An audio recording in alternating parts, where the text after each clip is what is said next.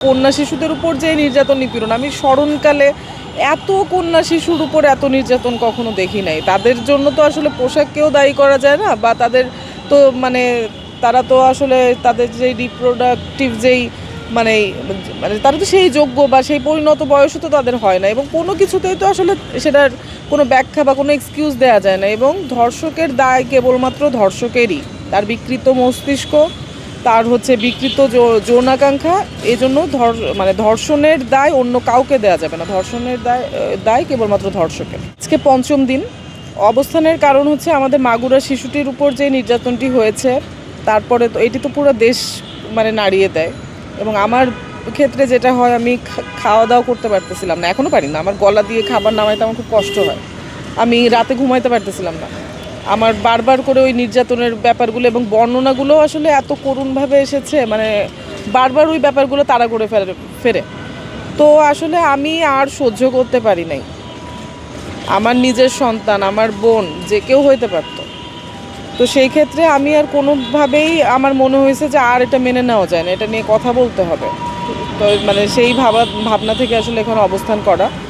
এবং এইখানে অনেকেই সংহতি জানিয়েছেন সংগঠন হিসেবে, ছাত্র অধিকার পরিষদ, সমাজতান্ত্রিক ছাত্র ফেডারেশন এবং বাংলাদেশ ছাত্র মৈত্রী, ওনারা সংগঠন হিসেবে সমর্থন জানিয়েছেন। এবং অন্যান্য সংগঠনের অনেক কর্মী নেতা, ওনারা ব্যক্তিগত জায়গা থেকে এখানে এসে সংহতি জানিয়েছেন। ধর্ষকের বিকৃত মস্তিষ্ক, দ্বিতীয়ত বিচারহীনতার সংস্কৃতি, তৃতীয়ত বাংলাদেশে বিদ্যমান যেই ধর্ষণের বিচার কার্য, সেটি যথেষ্ট বিতর্কিত। আমরা এবং ধর্ষণের সাথে যেই শব্দের জুলুম, ভিকটিমকেই ভিকটিমাইজ করা, সম্ভ্রমহানি, শ্লীলতাহানি, ইজ্জত চলে যাওয়া, সম্মান চলে যাওয়া, এগুলো। এবং এই ঈদে জামা জুতো অ্যাকসেসরিজের ডিসকাউন্ট। একটা নিম্নবিত্ত পরিবারের একটা সন্তান যদি ধর্ষিত হন, তিনি তার বাবা মায়ের এটাই চিন্তা থাকে যে তার বিয়ে শাদী কীভাবে হবে, বা কীভাবে তাদের জীবন নষ্ট হয়ে যাবে, এরকম নানান রকম চাপ। এবং খুব করুণ একটা ব্যাপার, অনেক সময় দেখা যায় ধর্ষকের সাথেই বিয়ে দিয়ে দেওয়া হয়। সারা জীবন একটি ট্রমা বয়ে চলে, একটা অন্যায়ের শিকার হয়, সারা জীবন সেই ট্রমা বয়ে নিয়ে চলা।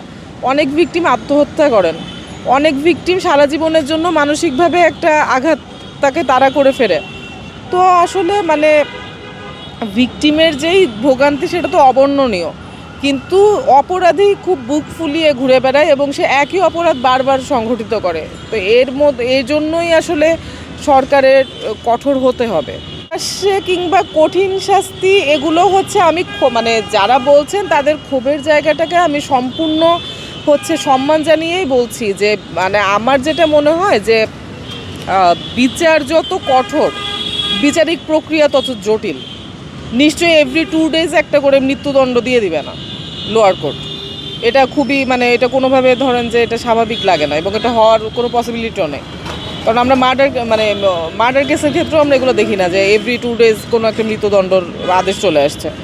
তো সেক্ষেত্রে বিদ্যমান যেই আইন আছে সেটিকে দ্রুত কার্যকর করা, এবং আমরা আমাদের প্রথম দফাটি এটিই দিয়েছি।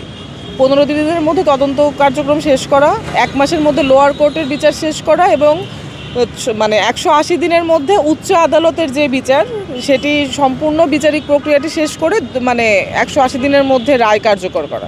আমি এমন কোনো দাবি দেই নাই যেটি অযৌক্তিক, অপ্রাসঙ্গিক এবং বাস্তবায়ন করা দুঃসাধ্য কিংবা জটিল। খুব ইজি, শুধুমাত্র সদিচ্ছা থাকলে সরকার একদিনের মধ্যে এটি বাস্তবায়ন করে ফেলতে পারে। এবং আমি ইতিমধ্যে অসুস্থ হয়ে গিয়েছি, এবং আমার যে এখানে থাকতে খুব ভালো লাগছে, ব্যাপারটা একদমই এরকম না, খুবই কষ্টসাধ্য, এবং পরিবেশটা যথেষ্ট দূষিত। এটার জন্য আমার দীর্ঘমেয়াদী একটি স্বাস্থ্য ঝুঁকি দিকে আমি চলে যাচ্ছি। এবং সরকার যে একজন নাগরিককে এইভাবে স্বাস্থ্য ঝুঁকির দিকে ঠেলে দেয়, এর জন্য আমি আসলে সরকারকে দায়ী করব। আমি তো একটি যৌক্তিক দাবি নিয়ে এসেছি, আমাকে কেন এই ভোগান্তির মধ্যে পড়তে হচ্ছে? আমি আশা করব যে সরকারের তরফ থেকে তারা উদ্যোগ নেবেন, তারা এখানে এসে আমাদের দাবিগুলো শুনবেন, আমাদের দাবিগুলো বাস্তবায়নের আশ্বাস দিবেন, এবং আমরা আসলে যত তাড়াতাড়ি ফিরে যেতে পারি ততই আসলে আমাদের সবারই মঙ্গল। কারণ আসলে এটি শারীরিক বা মানসিক স্বাস্থ্যের জন্য খুব অনুকূল জায়গা নয়। আমি প্রচণ্ড বিক্ষুব্ধ ছিলাম। আমার মানে পুরো দেশের মানে আমাদের কন্যা শিশুদের উপর যে নির্যাতন নিপীড়ন, নারীদের উপর নির্যাতন, এবং দেশের যে একটি মানে নারীদের জন্য যে দেশটি একটি অনিরাপদ দেশে দিন দিন পরিণত হচ্ছে, সব কিছু মিলিয়ে মানে আমার ক্রোধই আসলে আমাকে তাড়িত করে এখানে অবস্থান করার। কারণ আমার মনে হয়েছিল যে দাবি আদায় না করা পর্যন্ত আমি যদি এখানে মাটি কামড়ায় পড়ে থাকি, হয়তো সরকার উদ্যোগী হবে দাবিগুলো বাস্তবায়নের। কিন্তু আজকে 5 দিন হয়ে যাচ্ছে, এখনো পর্যন্ত কোনো মানে তারা ব্যাপারটা আমলেই নিল না। ব্যাপারটা আসলে প্রচণ্ড হতাশা।